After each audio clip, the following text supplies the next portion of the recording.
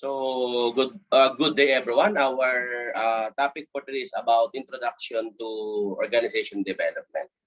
So organization growth is a technical field of social actions as well as research field of study. The art of organization development encompasses a wide range of practices with almost limitless variation.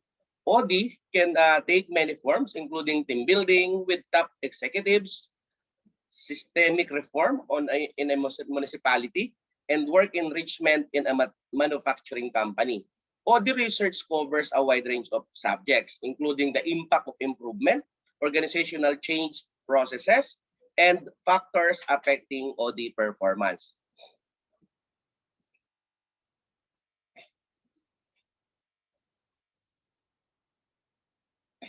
Now, the term organizational development was coined by Richard Beckard on 1980s or 1950s. Organizational development is an acronym of two words, so organization and development. When we say organization, a group of people who are working for a common goal is referred to as an organization, of course. It's social structure that encompasses all structured human interaction. Employees' work is divided among them, and activities are aligned against the company overall target. On the other hand, growth, improvement, progressive change, or the addition of physical, economic, environmental, social, and demographic components are all examples of development. The goal of development is to improve people's living standards and quality of life, as well as to create or expand local regional income and job opportunities while preserving the environment's resources.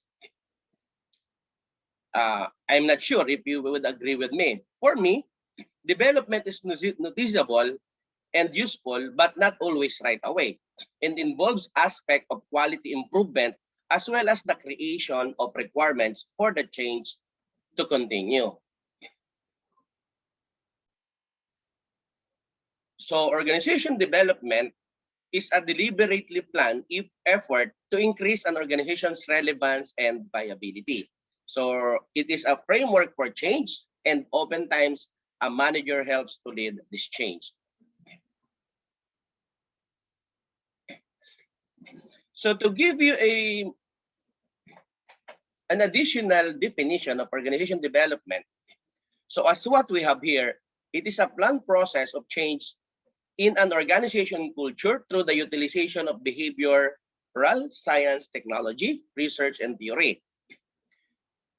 Organizations develop refers to a long-range effort to improve an organization. So of course, problem-solving capabilities in its ability to cope with changes in its external environment with the help of external or internal behavioral scientists, consultants, or change agents, as they are sometimes called, the organizational development, of course. According to Richard Beckard, organization creation is a coordinated, organization-wide and top-down initiative to improve organization effectiveness and health through planned intervention in the organization's processes that incorporates behavioral science expertise. According to Michael Beer, he states that organization development is a system-wide data collection, diagnosis, action planning, intervention, and assessment processes aimed at improving alignment between an organizational structure, again, process, policy, staff, and culture. Number two, developing new and innovative organizational solutions. And of course, developing the organization's self-renewing ability. And it happens when members of a company work together with a change agent to apply behavioral science, theory, analysis, and at present, technology. So, of course, OD is a system-wide process plan or plan change aimed at increasing overall organization's effectiveness by enhancing congruence of key organizations' dimensions, such as external climate, mission, strategy, leadership, community, structure, knowledge, and incentive systems, and work policies and the procedure. Now, as I mentioned earlier, no, this one, no, this will be the system-wide process of plan change, no, aimed toward improving overall organization's effectiveness by way of enhancing congruence of such key organizations dimension as external environment, and so on. So, organization development, based on our textbook, no, is a system-wide applications and transfer of behavioral science knowledge. No? It is the systematic application, no, and transfer of behavioral science expertise to the creation, validation, and reinforcement of strategies, systems, and processes that contribute to organizational effectiveness. OD differs from other approaches to organizational change and transformation, such as management, consulting, creativity, project management, and operation management in many ways. The concept also aids in distinguishing OD from two closely related topics. Of course, the change management and the organizational change, both of which are covered in our references actually. First, OD refers to change in an entire system, policy, structure, and processes such as an organization. A single plant of a multi-plant company, a different or a department or work group, or an individual position or task. So for example, a change program aimed at changing an organization's approach could concentrate on how the organizations interact with the outside world and how those relationships can be strengthened. To help the changes in the strategy, this can require changes in both the grouping of the people to perform tasks, of course, the structure, and the methods of interacting in solving problems. That will be the process. Similarly, an OD program aimed at improving the effectiveness of a top management team could concentrate on group interaction and problem-solving processes. And this emphasis could boost top management ability to solve company or organization problems in strategy and structure. This is in contrast to approaches that concentrate on either one or a few facets of a system, such as technical advancements or operation management. In this method, the focus is on improving specific products or procedures, as well as developing production or service delivery functions. Second, that this topic set OD apart from management consulting, technological innovations, and operations management, which focus on the global, financial, and technical aspect of businesses. No? These methods often overlook a system's personal and social characteristics. And furthermore, OD is distinct in that it aims to more behavioral science expertise and skills to the system in order to make it more capable of implementing expected reform in the future. Third, organizational development is concerned with implementing expected change, but not in the traditional context of management, consulting, or project management, which tends to include programmatic and expert-driven approaches to change. OD is more of the adaptive mechanism for preparing and executing change than a set of instructions for how to do things. It entails devising a strategy for diagnosing and resolving organizational issues. But such strategies are fluid and often updated as new knowledge becomes available as the change progresses. Fourth, organizational development entails the planning, execution, and eventual reinforcement of transition. Again, eventual reinforcement of transition. It progresses from the initial attempts to introduce a change initiative to a long-term concern about properly institutionalizing new practices within the company or the organization. Implementing self-managed work teams, for example, could concentrate on how managers can allow employees more flexibility over work methods. After employees had more autonomy, the focus would turn to ensuring that bosses maintain the freedom. And finally, organizational effectiveness is the focus of OD. The most accurate way to assess effectiveness is to look at it from 3 angles. So to begin, OD asserts that a successful organization is adaptable. It can solve its own problems and concentrate energy and resources on achieving key objectives. So by including members of the organization in the transition process, OD assists them in gaining the skills and expertise required to carry out these activities. Sales growth, reasonable income, quality goods and services, and high productivity are all indicators of a successful organization's financial and technical success.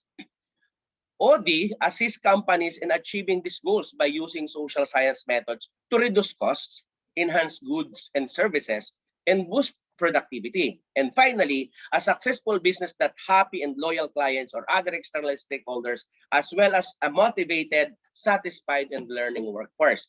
External groups that provide the organization with capital and credibility, such as stockholders, consumers, vendors, and government agencies, influence the organization's success. Take note of that.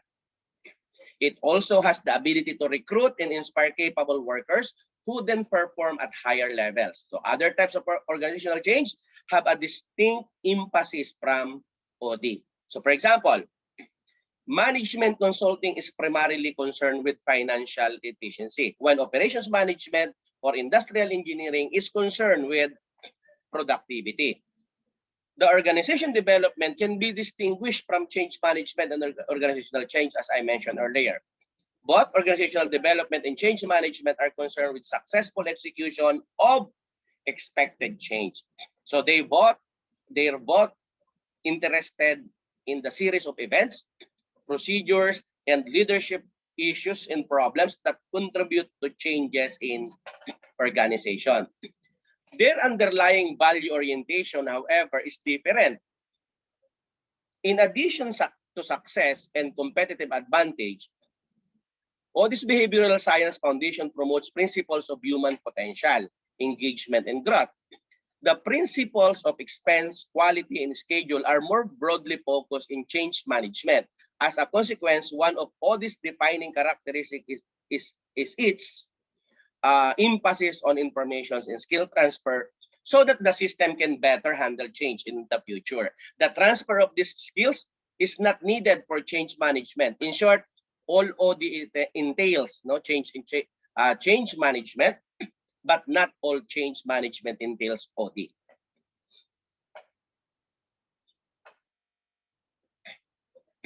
The growth and relevance of organization development.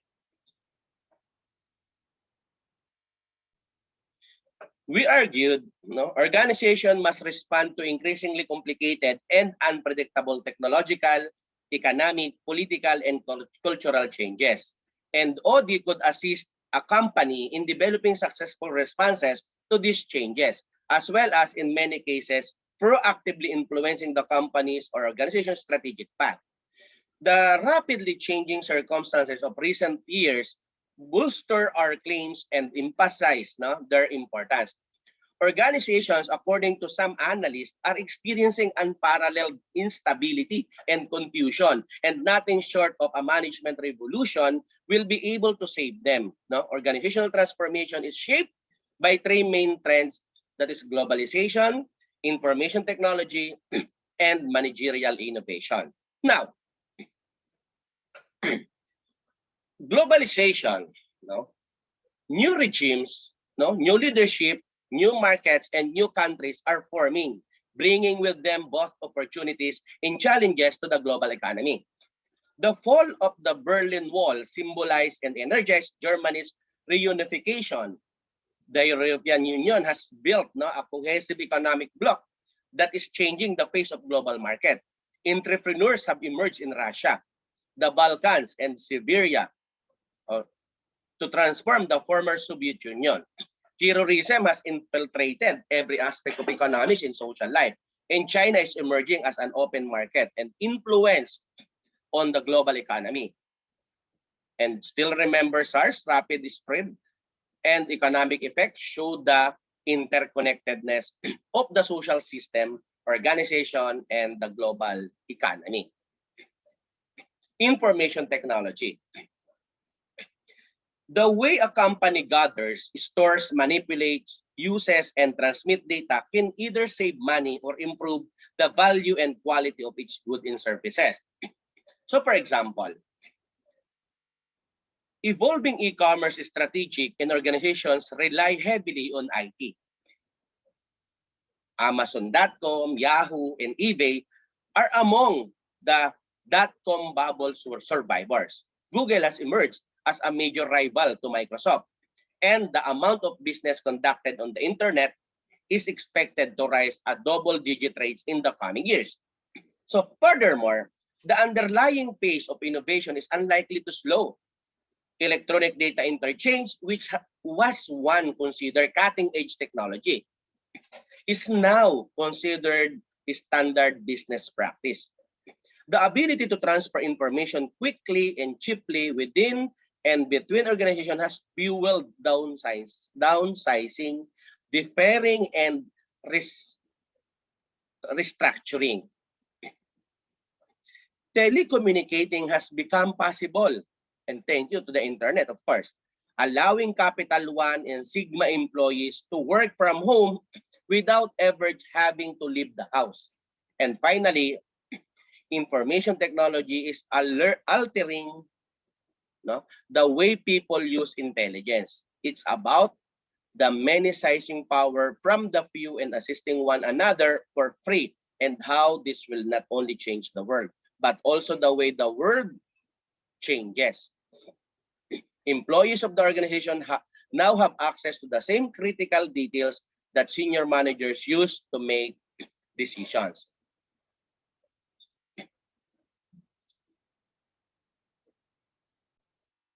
Managerial innovation. Networks, strategic alliance, and virtual companies are examples of emerging organizational forms that give businesses new perspective on how to produce products and provide services. For example, the strategic alliance has become one of the most important tools for implementing strategy. No single company, not even IBM, Mitsubishi, or GE, can monitor the environmental and market instability they are confronted with. Sun Microsystem network is so intricate that some of the items it sells never see a Sun employee. Downsizing and re-engineering are examples of change technologies that has drastically reduced the scale of organizations while increasing their versatility. Organization learning intervention have acknowledged and leveraged expertise as a vital organizational resource, and recent large group interventions such as the Quest conference and open space have accelerated the speed at which organizational change can occur. Managers, organizational development experts, and scholars argue that these powers are not only strong in and of themselves, but also interconnected. For all types of organizations, including manufacturing and service companies, as well as those in public and private sectors, their interaction creates a highly unpredictable and chaotic climate. There is no doubt that these powers have a significant impact on business. Fortunately, an increasing number of businesses are making the necessary operational improvements to survive and thrive in today's setting. They're becoming more streamlined and nimbler, as well as more open to external demands and environmental friendly. Employees are involved in important decisions, and they are compensated for results rather than time. Rather than merely reacting to what has already occurred, they are taking the lead in innovating and handling transition. Organizational growth is critical in assisting organizations in changing, as what we mentioned earlier. It assists businesses in assessing themselves in their environments, as well as revitalizing and rebuilding their strategies, system, and processes. OD assists members of an organization in going beyond surface movements to shift the fundamental assumptions and principles that control their behavior. Government agencies, manufacturing companies, international corporations, the service industry, the educational institution, and non-for-profit or not-for-profit organizations are gradually adapting the various concepts and methods. No? Perhaps never before the OD been more sensitive and realistic to organizations' needs to function efficiently in a dynamic and changing environment. So OD is obviously valuable to those who want to pursue a technical career in the industry, whether as an internal consultant for a company or an external consultant who works with a variety of companies. A career in organizational development can be extremely satisfying with demanding and exciting task collaborating with managers and workers to better their organizations and work lives. The market of OD professional is increasing in today's world, no? To remain competitive, large professional service companies. So for example, must have successful shift, no, management practices. In the US and abroad, career opportunities in OD should continue to develop. Organizational growth is also crucial for those who do not want to be licensed practitioners. Both managers and administrators are in charge of supervising and training subordinates as well as enhancing the efficiency of their departments. Financial analysts, no, developers, no, computer technologies, and market experts, for example, are all responsible for providing guidance and counsel to administrators as well as developing new approaches and practices. And finally, general managers and other senior executives should be interested in OD because it can help the whole company become more agile, adaptable, and profitable. Managers and team members will benefit from organizational growth as well. No? It will equip you with the skills and experience you'll need to build strong interpersonal bonds. No? It will teach employees how to diagnose complicated problems and come up with suitable solutions in a collaborative manner. It can encourage others to become invested in the solutions and raising the likelihood of their effective implementation. In a nutshell, no, OD is important for someone who works in an organization with or through others. So this will be the 5 stems of OD practice. The first was the creation of training groups, no? Also known as sensitivity training or T groups, as well as the growth of the national training laboratories. The classic work on action research carried out by social scientists interested in applying research to change management from second strand of OD. No? The methodology known as survey feedback was a significant aspect of action research. T-group survey input and action research were all developed by Kurt Lewin, a prolific, no, theorist, a writer, and a practitioner of group dynamics and social change. His work paved the way of the creation of OD and continues to be a major source of its principles and methods. The third stem represent an OD perspective that is normative. The participatory management system of Princes, Likert, and Blake, and Moton Grid, OD suggests that there is a one right way to plan and run organization. The strategy that focuses on efficiency and the quality of work life is the fourth background. Strategic change and organizational restructuring are the fifth stem of OD, and they are the most recent force on current practice. For the laboratory training background, no, as what we have here, based on the current OD practice, this stem of OD pioneered laboratory, no, this branch of OD pioneered laboratory training, also known as the T group, which is a small unstructured group in which participants learn about interpersonal relations, personal development, leadership, and group dynamics through their own experiences and emerging group processes. The researcher had private discussion at the end of each day about the attitude and group dynamics they had observed. The community leaders requested that they be allowed to observe this feedback session. So the researchers were initially hesitant but eventually accepted. So as the result, The first T group was created, which consisted of people who responded to data about their own actions. The researchers came to two decisions.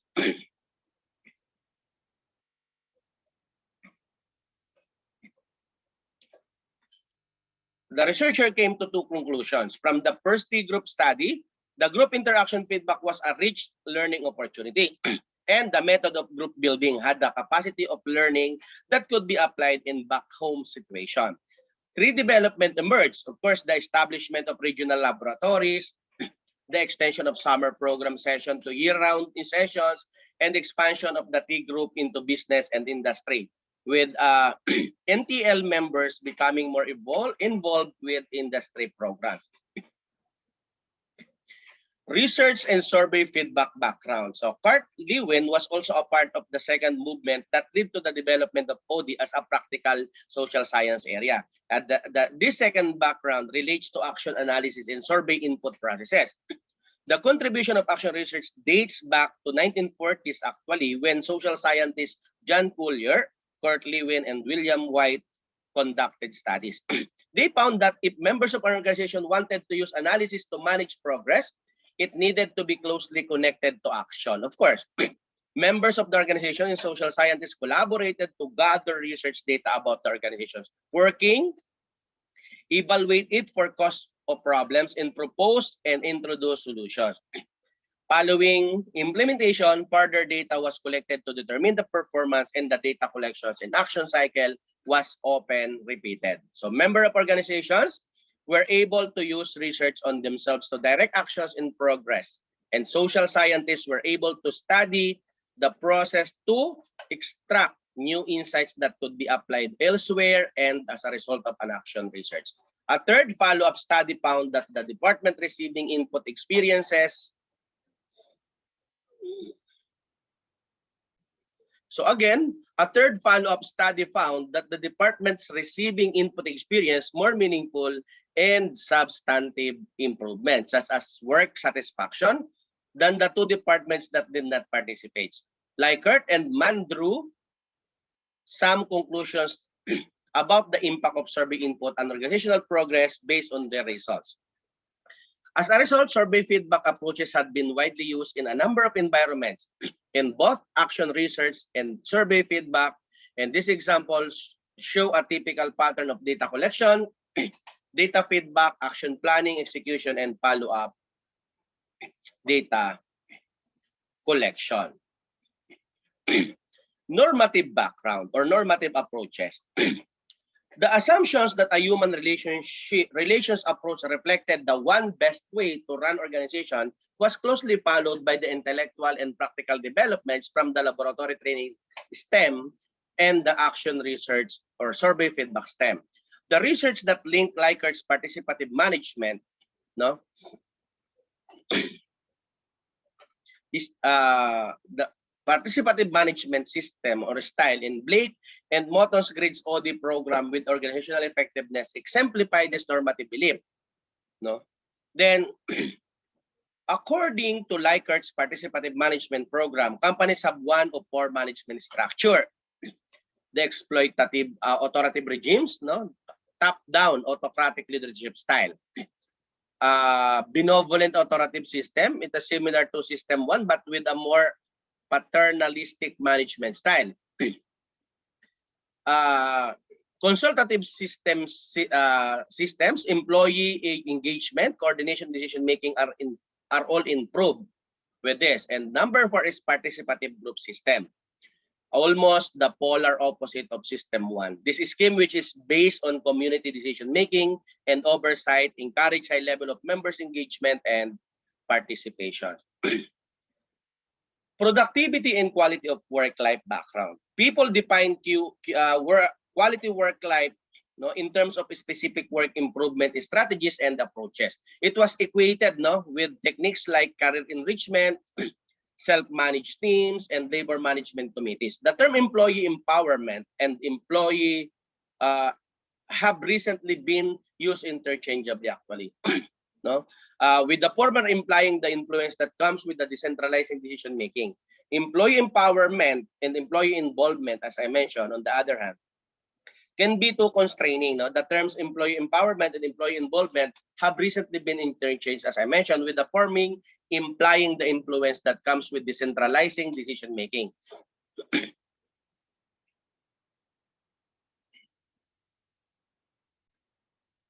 Strategic change background. No? So this history of strategic transition has had a recent impact on OD's evolution. The size and complexity of organizational change have grown, no, as organizations in their technical, political, and social environments have become more dynamic and unpredictable.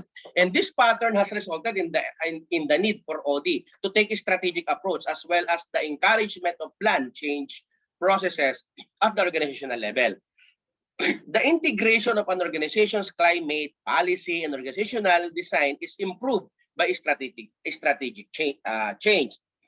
Efforts to strengthen the organization's relationship with each community, as well as the fit between its technological, political, and cultural structures are all regulatory requirements. A technical breakthrough or the hiring of a new chief executive officer from outside the organization typically triggers the need for structural change. The context of strategic change has had a huge impact on OD practice. So for example, an OD practitioners must be familiar with competitive planning, financing, and marketing, as well as team building, action analysis, and survey input when implementing strategic change. And these skills have increased OD's usefulness to companies and their administrators when used together.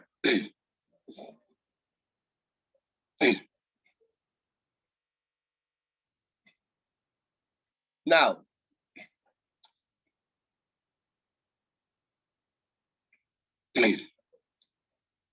the evolution on organization development.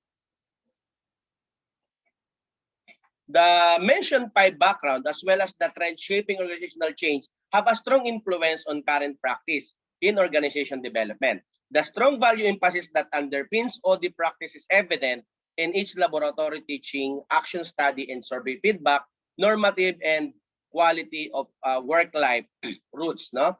The recent influence of the strategic change context has greatly improved the relevance and rigor of OD practice. They have supplemented OD's traditional measures of work satisfaction and personal growth with financial and economic indicators of effectiveness. The transition of expertise and ability to the client system, as well as the development of capacity to better handle change in the future, are supported by all of the backgrounds. Again, globalization and information technology development, as mentioned earlier, are influencing the sector today. OD is being implemented in a growing number of countries and organizations all over the world. This has resulted in the creation of a whole new generations of interventions, as well as changes to conventional OD practice. So,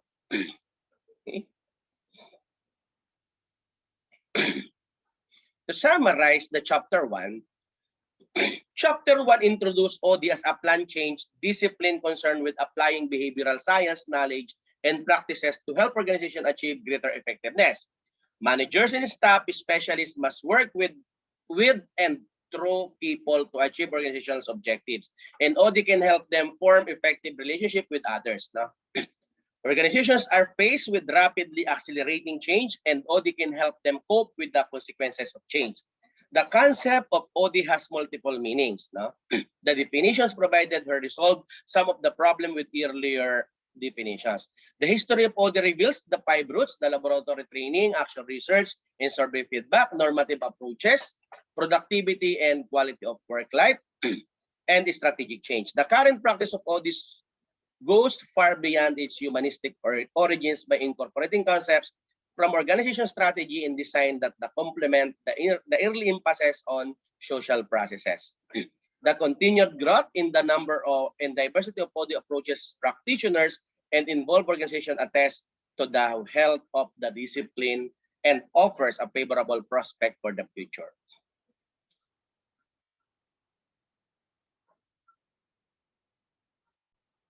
Okay, so the nature of plan change, this will be the chapter 2.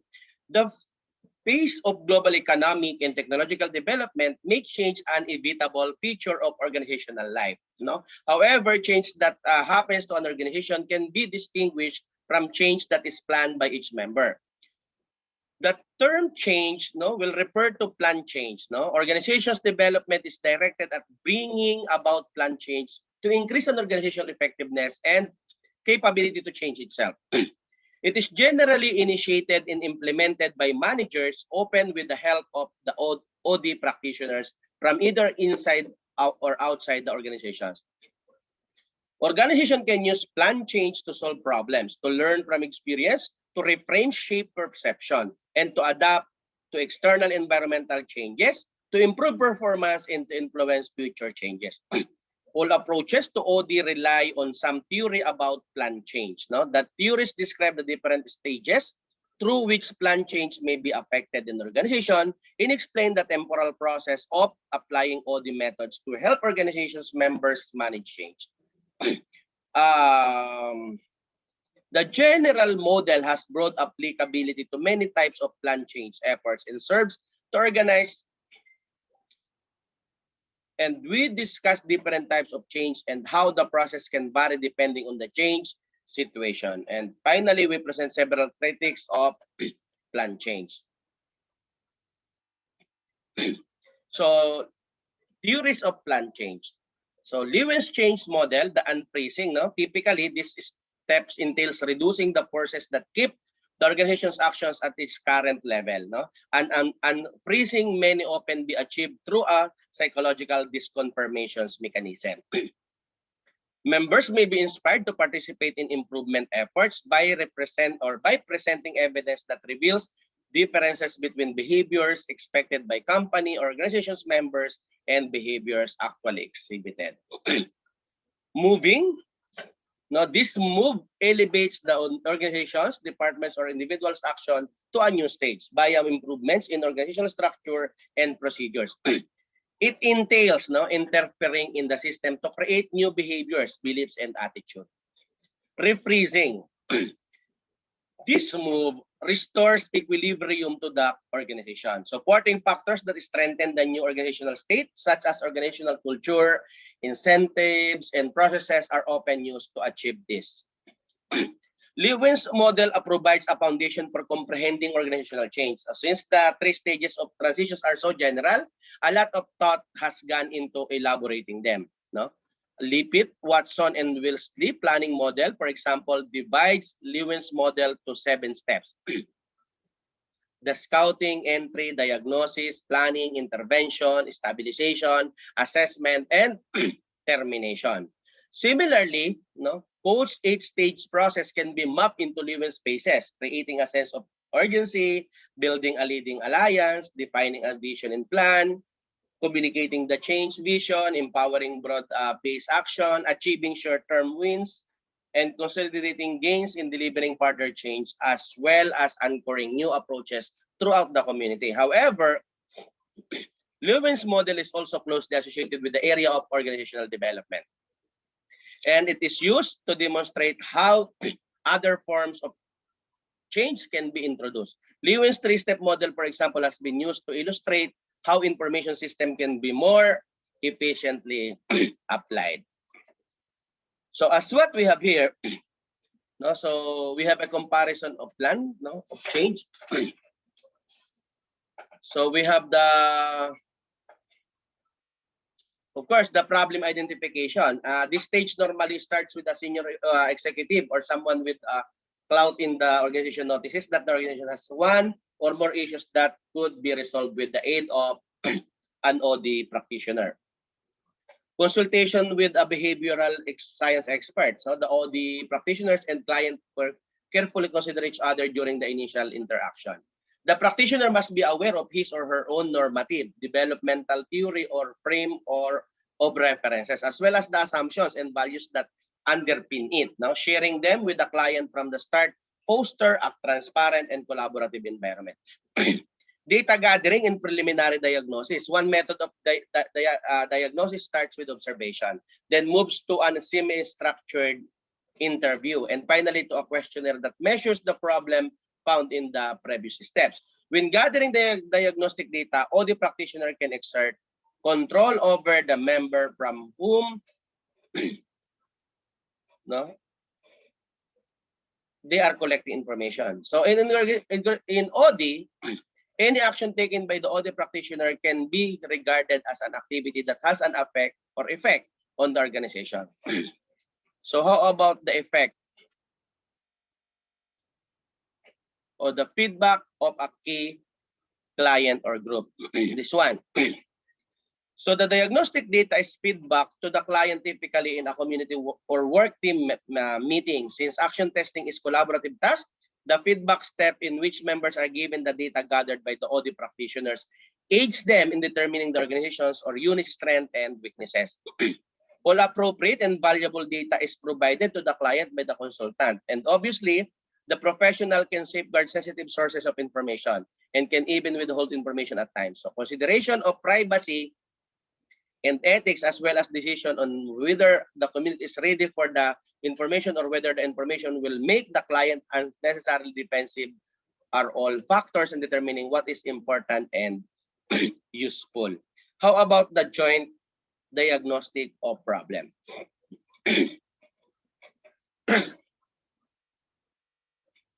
Excuse. So the joint diagnosis of the problem. So members review the input and decide whether or not they want to work on an established issues with the OD practitioner at this stage. Now, since the consultant summarizes the basic data from the client participants and introduce the data to them for confirmation and further diagnosis. Now, there is a close interaction between data collection, feedback, and diagnosis. As Shen points out, the action research process differs significantly from the doctor-patient model, in which the consultant arrives, diagnose the problem, and prescribe a solution. Because a failure to create a shared frame of reference in the client-consultant relationship, according to Shen, may result in a defective diagnosis or a communication gap in which the client is unwilling to believe the diagnosis or accept the prescription. And most organizations have drawers full of consultant reports. It's filled with diagnoses and suggestions that are either not recognized or rejected by the patient he believes. The next one will be the joint action planning. On this one. Following that, the OD practitioners and the group representatives agree on the next steps to take, as the organization determines how to better achieve a different quasi-stationary equilibrium. This is the start of the moving pace. The precise action to be taken at this point is determined by the organization's culture, technology, and climate, as well as the problems diagnosis in the intervention time and cost. Next is action. So this stage entails the transition from one organizational state to the next. Installing new processes and procedures, reorganizing systems and job designs, and reinforcing new habits are all possibilities. Such activities are rarely adopted immediately, but often involve a period of change as the company transitions from its current state to a desired future state. Then, the data gathering after action. Since action research is a cyclical method, so data must be collected after the action has been taken in order to calculate and assess the action's consequences, as well as to feed the results back to the organization. As a result, re-diagnosis and new treatment options could be considered. And many existing approaches to plan change are based on the action research model, which is often mistaken for organizational development. It has recently been refined and expanded to new environments and applications, necessitating necessary modifications to its basic architecture by researchers and, of course, practitioners. Movement from smaller subunits of organizations or subunits of organizations to whole systems and societies is a recent trend in applications of action science. Action research is more complicated and political in these broader environments that it is a smaller ones. As a result, the action research cycle is organized through various change mechanism and involves a wide range of stakeholders with a stake in the organization's success. Internationally, particularly in developing countries in the Southern Hemisphere, action research is becoming more common. However, Northern Hemisphere assumptions about transitions are embedded within the action research models. In light of these broad patterns, modern implementations of actions analysis have significantly expanded member participation in the change process. And this is in contrast to the conventional approaches to plan transition, in which consultant carried out the majority of the change activities with management approval and cooperations. Although consultant-driven change is still prevalent in OD, there is a growing trend to involve employees in learning about their organization and how to improve it. And this approach to plan change is known as participatory action testing, action learning, action science, or self-design. And it stresses the need for company participants to learn about plan change firsthand if they are to develop the expertise and skills needed to change the organization. Some claim that in today's dynamic and evolving world, OD must go beyond solving specific issues to assisting stakeholders in developing the skills necessary to transform and strengthen the organization as a continuous basis. For the positive model, so as what we have here, we have the problem identification a while ago. We have the consultation with behavioral science expert, data gathering and preliminary diagnosis, feedback to a client or group, joint diagnostic of the problem, joint action planning, action and data gathering after actions. Now, the positive model. So initiative, the inquiry. The optimistic model of transition, in contrast to Lewin's model and the action research method, is a significant departure. Such models are mainly deficit-based, focusing on the organization's challenges and how to fix them so that it can work more effectively. The positive model focuses on the positive aspect of the organization. It assists members in recognizing when their organization is performing at its best and building on those strengths to produce even better performance. Positive organizational scholarship with focus on positive dynamics in organizations that lead to exceptional results is a growing trend in the social science. And this model of expected transition is also supported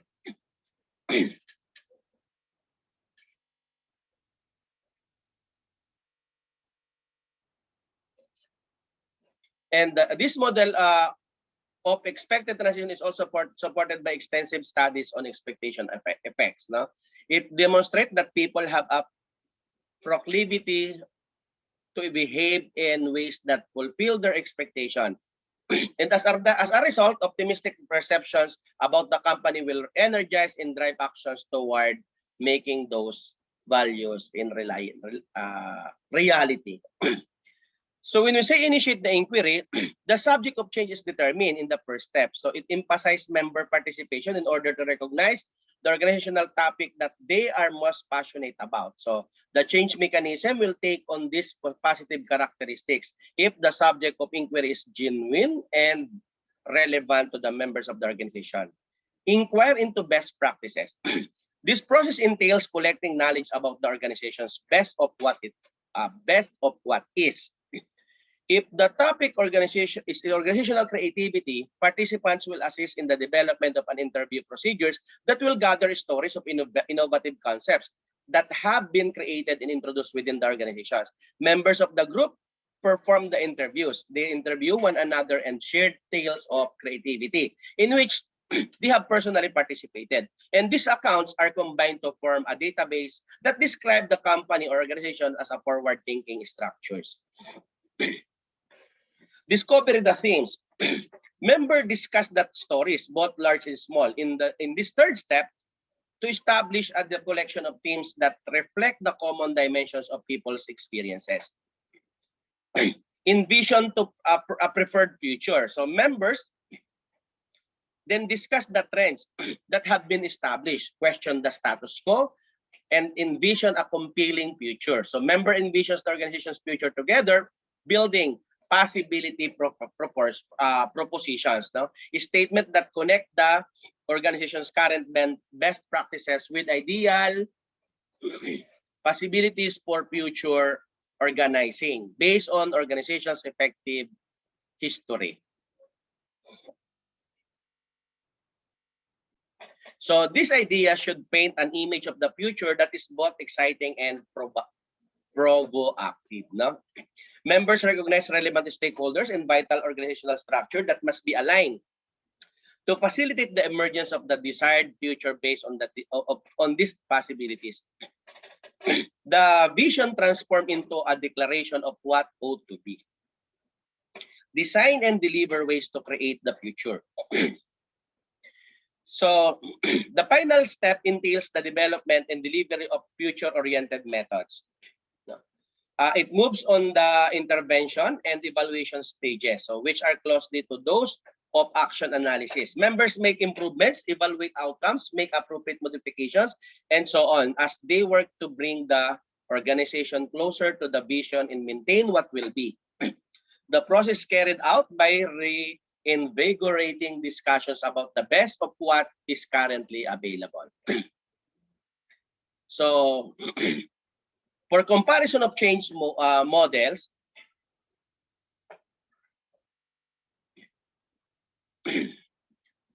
all three models, transition, Lewis model, intervention, analysis model, and optimistic model describe the stages in which organizations undergo expected change. So the models converge in that they emphasize intervention to enact organizational change, which is preceded by a preliminary stage and followed by a closing stage. No? Furthermore, all three approaches emphasize the application of behavioral science expertise, include company stakeholders in the change process to varying degrees, and agree that any contact between a consultant and an organization represents an interference with the potential to influence the organization. However, unlike the other two, Lewis change model focuses on the overall pace of expected change after, rather than individual or the events. In terms of the degree of participation and the emphasis of progress, Lewis model and the action research model vary from the optimistic approach. The consultant position is emphasized in Lewis model and conventional action study with only a small number of members participating in the change process. On the other hand, modern application of action research and the constructive paradigm approach both consultants and participants as co-learners heavily engaged in expected transition. Furthermore, Lewis model and action research are more concerned with solving challenges than when reflecting on the strengths of the organization and exploiting them. So the general model of plan change.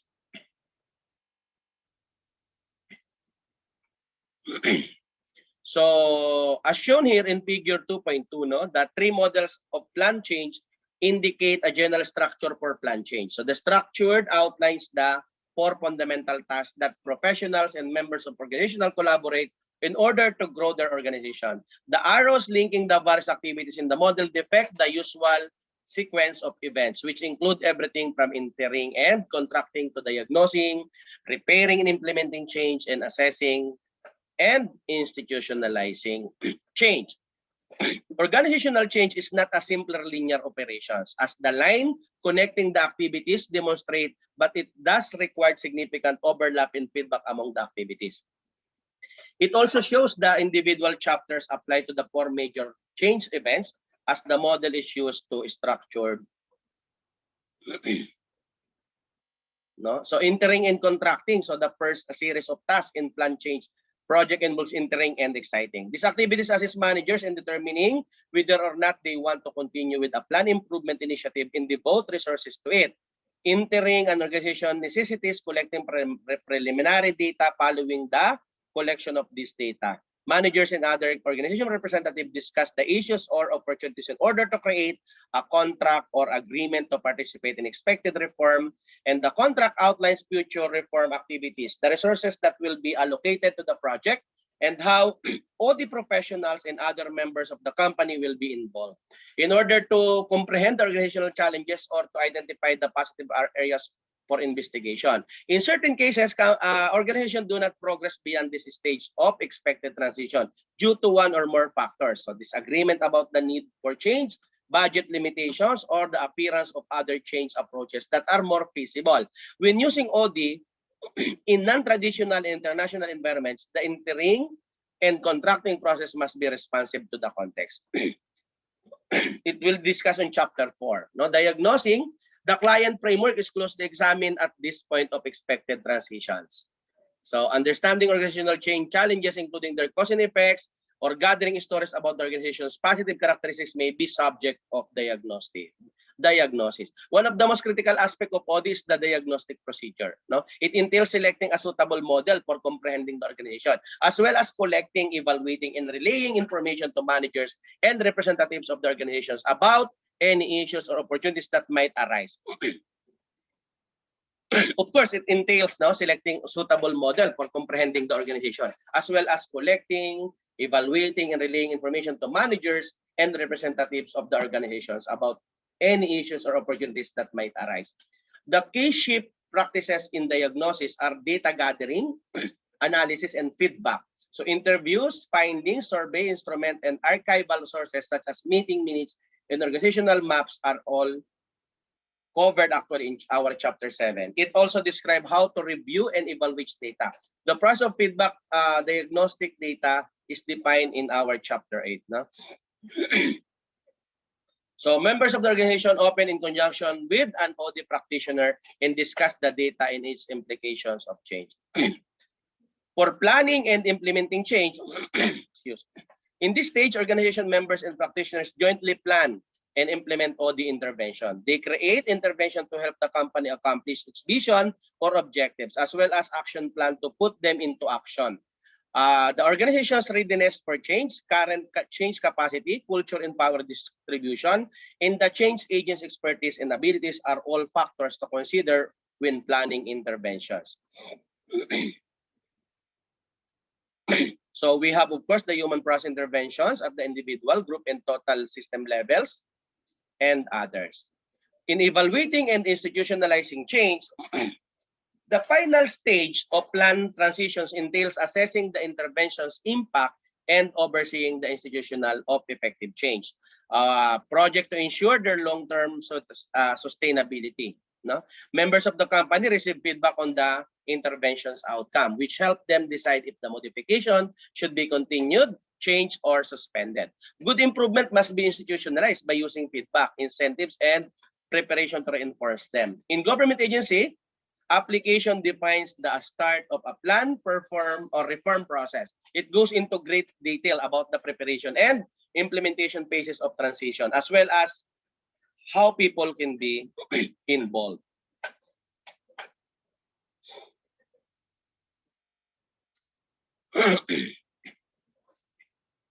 So in this chapter 2, no, again, theories of plan change define the action required to change an organization policies, structure, and processes in order to improve its effectiveness. No?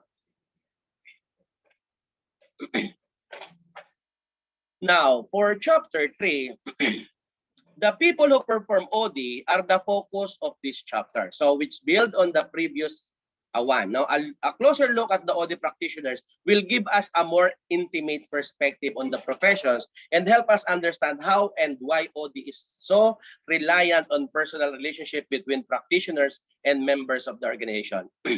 Most of the literature on organizational development practitioners portrays them as internal or external consultants who provide professional services such as system diagnosis, solution developments, and implementations.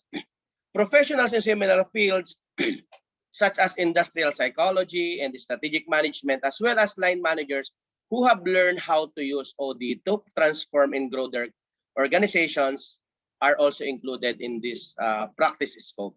The role of the OD practitioner can be defined in terms of its location within the organization, outside of it, or as part of the team that includes both internal and external consultant. The position of the OD practitioners can also consider in terms of its marginalization and organization, the emotional demands placed on the practitioners, and where it falls on a spectrum from client-centered to consultant-centered functioning.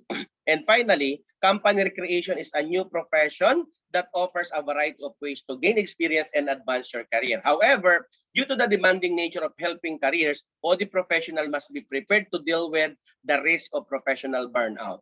Values and ethics, as in other helping fields such as medicine and law, play an important role in driving OD practice and reducing the chances of clients being ignored or violated. Now, those who specialize in OD as a discipline are the most visible groups of OD practitioners. They may be internal, as I mentioned, or external consultant who provide professional services to organizations, top executives, functional department heads, and staff groups. Humanistic principles such as open collaboration, employee engagement, and personal growth and advancement have long been shared by OD practitioners. They appear to have similar training, expertise, and experience in organizational social processes. So example, group dynamics, decision making, and communication. In the recent year, OD professionals have OD professionals have broadened their conventional principles and skill sets to include a greater concern for organizational efficiency, sustainability, and bottom line performance, as well as a great focus on the technological, structural, and strategic aspect of businesses.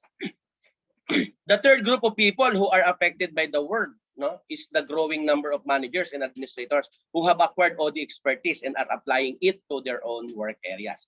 The lines between the three types of OD practitioners are blurring in practice as increasing number of managers have made the transition in the field of organizational development, either temporarily or permanently. So the information as what we posted earlier, the table 3.1 applies primarily the people specializing in OD as a profession. So for them, having the mentioned expertise, the skill seems appropriate, particularly given the growing variety and complexity of intervention in or OD competence, and those areas can take the significant amount of time and effort. And it's also debatable if the other two forms of OD practitioners, managers and experts in related fields, require the same breadth of expertise and skills. Okay, so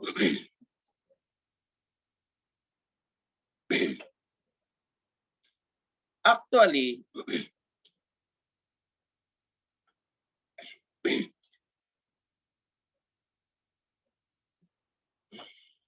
aside from the three style of OD practitioner as follows, managers would focus on the functional knowledge of business areas, which related specialists would focus on skills in the respective areas. OD professionals would expand their range of skills to the remaining categories.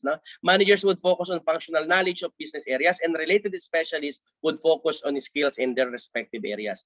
To be accurate, all OD practitioners should have the following basic skills and knowledge based on the data and other studies available. So this will be the intrapersonal skills of self-management competence. Despite the field's rising complexity and knowledge base, organizational architecture remains a human art. Now, practitioners must also process nuance, unclear knowledge, and make educated decisions about its importance to organizational problems as the primary instrument of diagnosis and improvement. The ability to inquire about oneself is included in the core competencies of research and diagnosis mentioned. As previously stated, it remains one of the cornerstone skills of OD. Practitioner must have personal centering in order to understand their own beliefs, emotions, and purposes, as well as the integrity to act professionally in a helping relationship with others. Of course, interpersonal skills, practitioner must build and maintain effective relationship with individual and groups within the organization, as well as assist them in developing the skills they need to solve issues on their own. Community dynamics, comparative cultural viewpoints, and market rules are, of course, listed in different foundation expertise. Whereas managing the consultation process and facilitation are listed as core skills. General consultation skills, the ability to handle the consultation process, and the ability to devise interventions are two key competencies that all OD practitioners should have. No? According to, of course, OD begins by diagnosing a company or department in order to understand how it is currently operating and to identify areas for improvement.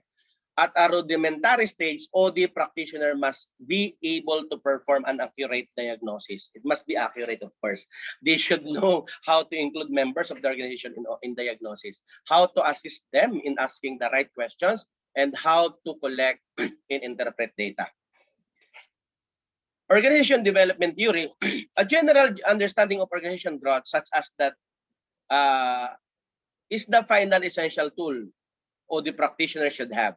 They can understand expected change, the action analysis model, and constructive approaches to change management.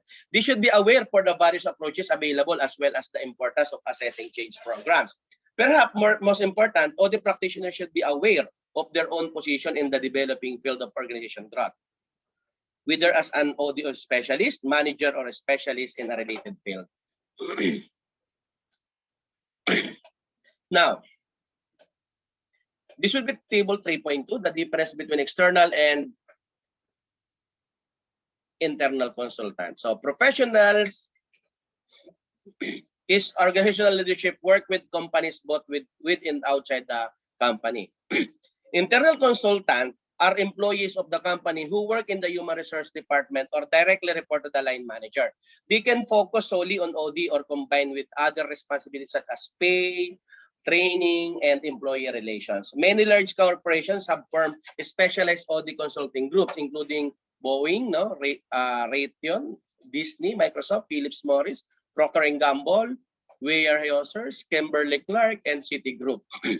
Internal consultants usually work with a wide range of clients across the company, including both line and staff division.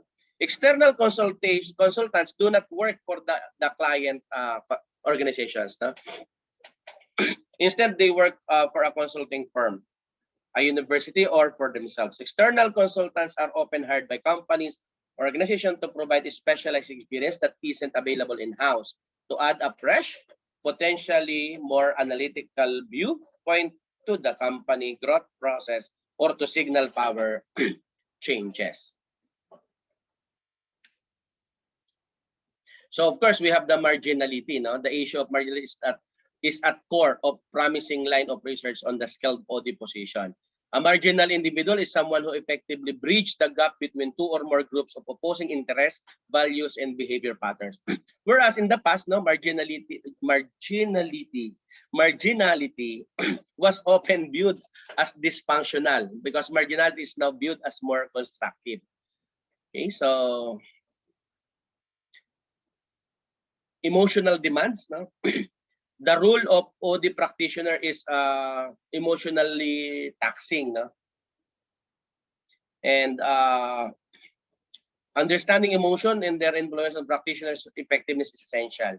According to research and practice, no? Emotional intelligence research in companies indicates a range of skills that can help OD practitioners lead effective change initiatives. The capacity to perceive and convey feelings is referred to as emotional intelligence.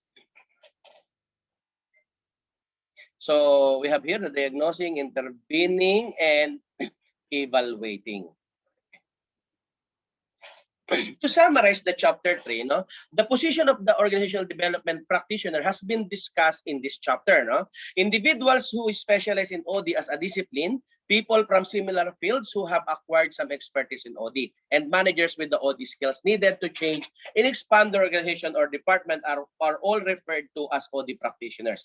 A comprehensive list of core and advanced skills and knowledge that an effective OD specialist should possess exists. No? But a smaller collection of fundamental skills and knowledge is accessible to all practitioners at all levels. Interpersonal skills, interpersonal skills, general consultation skills, and knowledge of OD theory are among the 4 types of context needed. Internal consultants who work for the changing company, external consultants who work for universities and consulting firms, or are self-employed and members of internal external consulting teams may all benefit from the skilled OD position. The position of the OD practitioner is best defined in terms of marginality and emotional demands. People who can tolerate marginal positions seems to be particularly well suited to OD practice because they can retain objectivity and neutrality when developing integrative strategies that bring competing organizations department together. Similarly, the emotional intelligence and awareness of the OD practitioners are critical to the effective implementation of the position. The OD practitioner position was defined as being at the client end of the continuum from client-centered to consultant-centered functioning. However, the advent of new and varied interventions has changed the OD practitioner rules to encompass the entire spectrum of that continuum. While organizational development is still a new area, most practitioners have received specialized training ranging from short courses and seminars to graduate and doctoral degrees. No? Although there is no one size fits all career path, take note of it. No, there is no one size fits all career path. Internal consultancy is often used as a stepping stone to becoming an external consultant because of the fast-paced nature of OD work. Specialists should expect high level of stress and the risk of burnout. So traditional values encouraging trust, teamwork, and openness have been supplemented recently with concern about improving organizational effectiveness and efficiency, and values have played a key role in OD. So when attempting to maximize both human benefits and organizational efficiency, OD specialists can face value dilemmas. No? When engaging with influential external stakeholders such as the government, stockholders, and consumers, they can face value conflicts. Dealing with those outside groups can necessitate both political and traditional social skills. However, practitioners perform their helping functions with client is at the center of ethical concerns in OD. OD has long been concerned with its practitioners' ethical behavior as a discipline, and numerous professional bodies have established a number of ethical codes for OD practice. So misinterpretation, data misuse, manipulation, value in goal conflict, and technological ineptness are all ethical dilemmas in organizational development. So this will be my reference. Of course, Thomas Cummings and Christopher Worley's Organization Growth and Transitions. Thank you and Godspeed, everyone.